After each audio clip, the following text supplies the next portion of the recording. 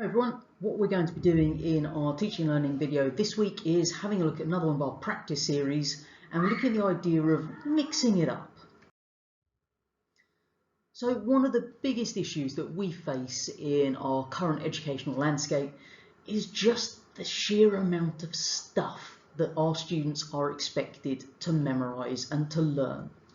Now, we know that with these current GCSEs particularly, there's just a lot of information that they are now just expected to memorise.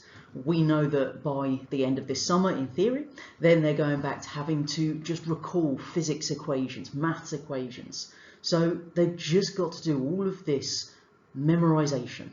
And as we know, our students are not always great with this. So it's something that they find very tricky. When you ask them how they revise, a lot of them still say they just read their books, which is a whole other kettle of fish, but we're not going into that today. What we're going to look at is what we can do to try to help them with this learning of the stuff, as it's called. So basically there's two key principles that we need to be aware of as far as this long-term retention of information goes from research. First one is this idea of spacing, which is leaving those time lapses between practicing material, and that leads to this increased retention. So that's all about improving that memory, the retention of the knowledge.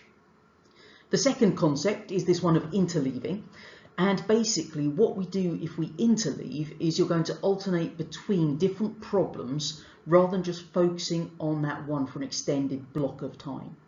And what this actually does is it's going to improve their abilities to make those links and therefore transfer that information. So it improves what we call the inductive category learning and therefore the transfer at a later stage. Now, if you've actually sat through one of my assemblies on why we have to learn stuff, then you've probably seen this graph before. In fact, most teachers have probably seen this graph in one form or another. And this is just showing basically the forgetting curve. So when we learn some information, then once we first learned it, obviously it's that maximum knowledge. We know it at that point in time. But as the days go on, we can see that the actual curve starts to dip quite quickly. So by 3 days later, 60% of the information is remembered. The other 40% gone. So clearly, if that was what we were doing and that curve would continue its downward trend as time went on if we did nothing, therefore what we try and do is say if we then review it at these fixed points in time afterwards, look at what happens on that curve. So the first time we review it, just a day later, then that curve is more shallow. So we're not forgetting the information as quickly. And you can see the further reviews that we do over longer periods of time lead to even further reductions in the steepness of that curve. So we're able to retain that information for longer. So what we're looking at really is the difference between a blocked presentation where we just sit, we focus on one topic for a period of time, and then we just move on and forget about it. That would be basically our first curve. We'd have learnt it, and then as time goes on, our knowledge just decreases. Versus the interleaved presentation, where you would do a little bit of that first topic and then you'd come back to it at a later stage. So all of those little revisitings are shown by those little peaks in our graph there. So we know from the research that this does help with that retention of the stuff. So how can we do this in the classroom? Should we literally spend a couple of lessons doing one topic, then change to another? No, probably not, and we'll see why in a moment. But what we can do are a few very simple little changes, little modifications to our teaching practice that will assist with this idea of mixing up those concepts and therefore increasing the students' ability to not only remember more of the facts that we want them to, but also to hopefully make the connections between those linked topics. So the first one, simplest one, study information more than once. Ideal, okay, but we know that curriculum time isn't always in our favour. Therefore, you may not be able to do this fully. It's not a case of we can teach the course 3 times over. Did that once many years ago, and they did very well. I'm not going to lie, my bottom set got C grades and up in every single one of their cases. But that was a different time. I did not have to cover the same amount of stuff in my science course as I do today, so I could not teach it 3 times over now. But one of the easiest things, we can do low stakes quizzing as a regular theme in our lessons here. You all have sets of mini whiteboards that we got with the COVID catch-up money. So break out those on a regular basis so they can actually show you and you get a gauge of how well they're remembering that information.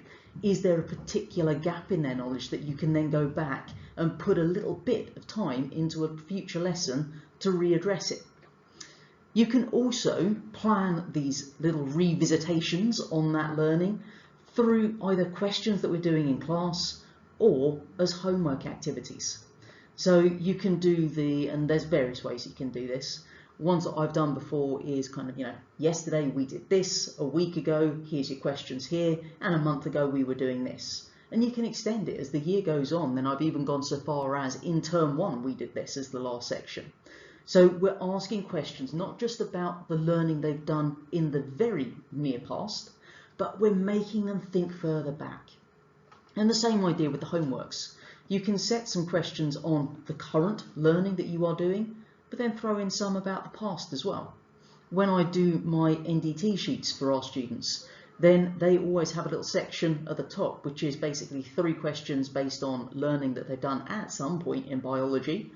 And then the other questions are targeted around that specific assessed piece of work that they didn't get right. So that's their individual questions there. So 3 generic, let's recall this stuff from further back in our memories, and 3 specific for you guys to really focus on because you didn't do well on those bits. And the other idea is, rather than chopping and changing the whole topics, because that's not going to work perfectly, then what we can do is think about some of these common skills. So is it that there's a particular artist that you can actually use in a range of different contexts throughout the course? If so, do it. Is there a particular skill? So in English, if you've learnt a particular grammar feature, can we then just keep that going throughout the rest of the year? These are our common skills that we can interleave throughout the rest of the curriculum without necessarily throwing our babies out with the bathwater. But beware, folks. If you are chopping and changing topics too frequently, you're going to find there's a negative impact instead of the positive one we're hoping for. And it falls into 2 kind of main areas of negativity, if you like. First one, engagement. If you imagine doing poetry one day, Shakespeare the next, and then creative writing the day after, I mean, I'd find that hard work to keep chopping and changing between those all the time. And if you put yourself into the mind of a teenager, it's even harder. They're a little bit less emotionally mature than I am, at least I hope so. And therefore, they will find that even more tricky to contend with. So a lot of them will just give up. If it's too frequent on the chopping and changing, you're going to lose that engagement. They won't be able to develop that love of your subject that hopefully you are able to instill in them if you spend that little bit more longer with them on it. And the second idea is mastery here. If we only dedicate a very short piece of our curriculum time to something before we move on to a different bit, and then we're going to drop back in a bit later on, they never get the time to really sink deeply into it. They're not able to really dig down and master those concepts, those skills. So as much as I'd like us to do a little bit more of this interleave practice, then I don't think we need to literally rewrite our entire curriculum journeys, because that would be a very lengthy task and potentially full of pitfalls. But what I would like us to do is to consider where we could introduce a little bit more retrieval practice that gets them thinking a bit further back in time, whether that's in homework tasks, quizzes, some dedicated questions. I've done throwback Thursdays in my time, various ways you can do this. There's not one perfect way here, but get them to think about these topics more than once over an extended period of time.